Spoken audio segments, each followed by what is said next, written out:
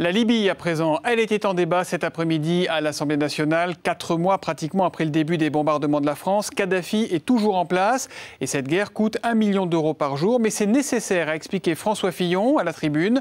Il a obtenu largement, par un vote de 482 députés, il a obtenu la prolongation de l'intervention militaire. Depuis le lancement de l'intervention le 19 mars, la situation militaire n'a cessé d'évoluer dans la bonne direction. Le tout premier objectif, qui était d'éviter un bain de sang à Benghazi, a été atteint. Que les choses soient claires, nous n'avons jamais dit ou pensé que l'intervention en Libye allait être facile et se conclure en quelques jours.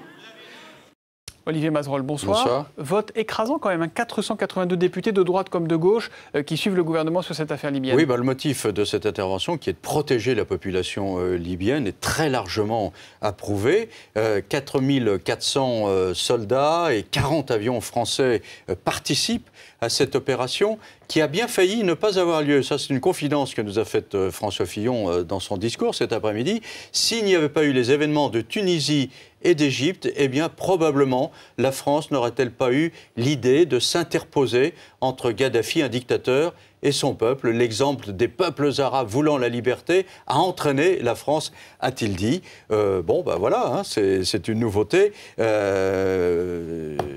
une nouveauté. Oui, c'est une nouveauté. Je vais vous poser une question, si vous voulez. Et puis, vous voyez, c'est un semi-aveu quand même. Semi-aveu.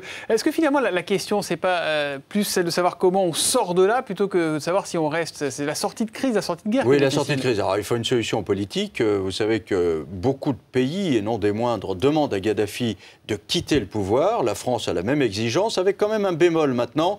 Après tout, si Kadhafi peut rester en Libye, si les Libyens sont d'accord pour qu'il reste dans son pays, ben, pourquoi pas, dit-on, du côté français. Avant, on était plus radical que ça.